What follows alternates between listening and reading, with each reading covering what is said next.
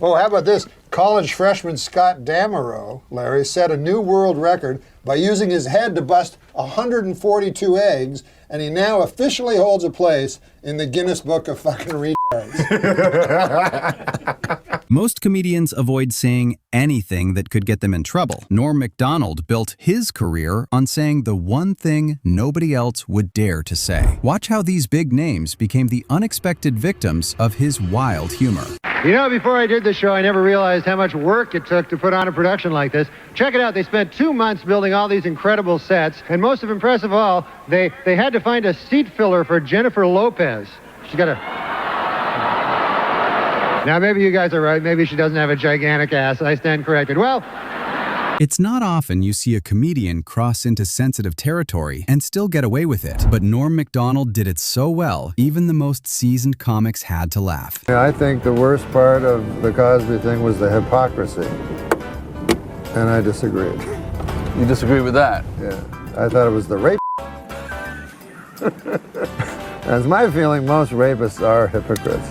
You don't meet many who go, I like raping, and I know it's not politically correct, but by God, people go, well, he's not being a hypocrite, and that's the worst part. There's a reason many talk show hosts rank him as their all-time favorite guest, and nothing proves it better than this savage encounter with David Letterman. What happens in Vegas stays in Vegas, they say. Of course, it's not true. You can't kill a person and leave. They'll follow you across state lines and bring you back, and you'll face a jury of your peers. And I said, what does that actually mean? What happens in Vegas stays in Vegas? And it came to me in a sudden. What it means is you can have sex with a prostitute in Las Vegas, and she will not tell your wife. In Vegas, they're not like these gossipy small town whores. Go, you're Hank Johnson's husband? By God, I had sex in exchange for cash last night with him. What do you do with your son? I play with him. You do? You know, it's a funny thing. Yeah. When he was a very young boy, you know, when he was like 3, 4, or something like that, I would play games with him, you know, like we'd play basketball or something. Sure. And I'd let him win. Right. You know? And now he can beat me at everything. And so he's like, hey, man, I always beat you at everything. I said, no, fuck, I used to let you win. You go, fuck, he doesn't believe it. Yeah, so he just thinks I'm some retard that can't beat a fucking infant. When Courtney Smith appeared on The Tonight Show to promote her new movie alongside Norm Macdonald as her fellow guest, let's just say she definitely wasn't ready for a roast this brutal. You are making a movie with Carrot Top, right? I made a movie with Carrot Top. Okay. But what's the movie going to be called? Really? I know what it's going to be called. Yeah, what's that? If it's got Carrot Top in it, you know what a good name for it would be? What's that, Norm? Box Office Poison. There's this movie coming out. Yes. Title undetermined at this point. Chairman of the board. Oh, all right. Do something with that, you freak. I bet the board is spelled B-O-R-E-D. Even as a young performer, his unique way of calling out the absurdity of 90s TV culture was pure comedy gold. And they always do the same thing on the dating game. They get a beautiful girl, match her up with 3 big geeks, you know? And then they make the girls ask those questions. They always be laced with sexual innuendo, you know? Girl got to go, bachelor number 2, if I were a popsicle, what would you do to me then? What? And then the guy goes, well, if you were a popsicle, huh? Well, first of all, I guess I'd take your wrapper off, then I'd grab a hold of your sticks, then I'd press you against the counter till you're broken too. Here we see the president and the first bitch. Hey, slow down, you bitch. Let me catch up. It takes guts to publicly grill powerful politicians on live broadcast, but to roast the president in the White House himself, that's something only Norm Macdonald could pull off. You know, it just occurred to me, Mr. President, you are now handicapped, and you're the President of the United States. You must have an unbelievable parking spot, you know? I mean, it's been difficult for the President. You know, he can't jog now, and he needs help getting around, and he's still occasionally suffers great pain, you know. On the upside, you got your medical marijuana, so that's, you know, You must inhale, sir. It's the only way you're going to get better. Oh, I have an announcement to read. I almost forgot. I was told to make this announcement. Table 10, wherever you are, table 10. We're sorry your waitress hasn't been there in a while. Larry King just married her. So...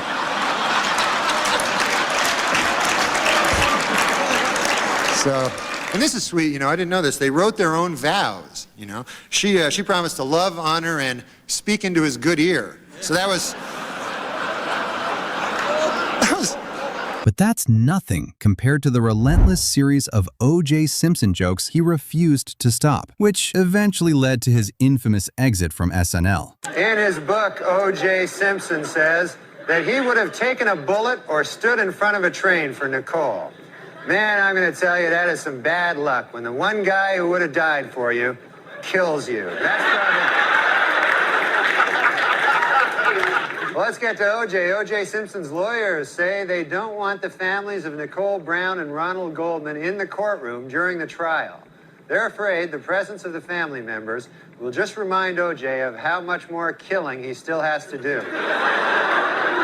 Most comedians have a limit they simply can't cross. Norm Macdonald had a license to tell even his most unfiltered jokes and still leave the entire room in tears. I mean, President Clinton's cock, Bob Dole's cock, what the hell? But mostly, an old man like that, an old man, you don't want him to have a super hard cock.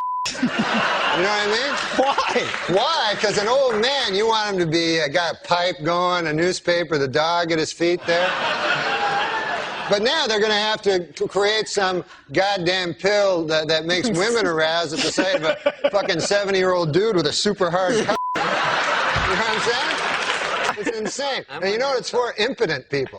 All right, yeah. It's for impotent guys. So get this. I read this. The pill can make your cock hard for 4 hours. Right. So now, who has the 4-hour hard cock? The impotent guy. The rest of us are fucked. Me and you got our regular cocks. Meanwhile, fucking Spade is, you know... JetBlue Airlines ranked first for satisfaction among all North American airlines. But you know what ranked least in satisfaction?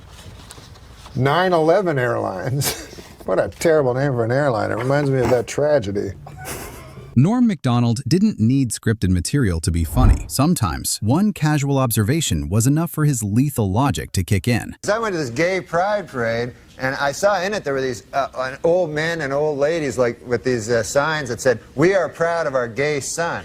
And I just wondered, I had a hard time believing that these 50, 60-year-old men are actually bragging, you know, at work like they're, "Hey, Bill, you know, my kid, oh my God, we're proud of him, Johnny. He graduated from Harvard, you know. Oh yeah, he loves cock." You know? This kid. He can't get enough cock in his mouth, his ass. This kid's always cock. I got a picture of the boy here sucking another man's cock. I want to show it to you. That one time when Norm Macdonald treated world-famous rappers like a high school talent show act without any regard for their reputations. One time I was hosting, and there was 3 guys. I've never hosted. How many times have you hosted? Just one time. It was a mistake. There were three guys doing music, you know? Yeah. And I don't know music. I just know old music. Kids. They had hip guys that everyone else knew except me. It was Snoop Dogg. He just changed his name, and he was angry because I kept getting it wrong. Mm-hmm. It used to be Snoop Doggy Dogg. The Snoop Dogg and Eminem and Dr. Dre. That's a pretty heavy lineup. Yeah, but to me it was 2 black guys and a white guy. So they were standing in rap positions, as you know, like against, and I'm about to introduce them. So they're standing in that rap position where it looks like they'll either start singing rap or pull a gun and kill you. So then I go, as a joke, I look at them, because I remember this is kind of a Letterman-y thing to do, but I go, "Fellas, are you ready? Are you ready?" Which forces them to go shake their heads slightly. But then I learned later they were geniuses, and I should have befriended them. Even a decade later, nobody can agree on whether this was a joke or a social experiment. Thank you, but I am sorry I cannot, in good conscience, accept this award on behalf of Melissa McCarthy. I instead have chosen to give my time to a friend who has something very important to say.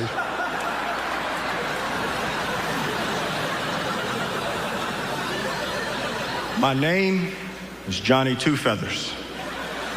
While you enjoy tonight's show, I want you to think about something. The spot where you're sitting, every square foot of ground in this country was stolen from my ancestors. And after you stole it, you murdered them. So you'll forgive us if we do not laugh along. There is nothing funny about the extermination of a people. The theater stinks of blood. That's all I have to say. Oh. Johnny Two Feathers, everybody. Johnny Two Feathers. Give him a wave, Johnny. Johnny, you don't want to wave? All right. Well, Johnny Two Feathers, everybody. Thanks for watching, and I'll see you real soon in my next video.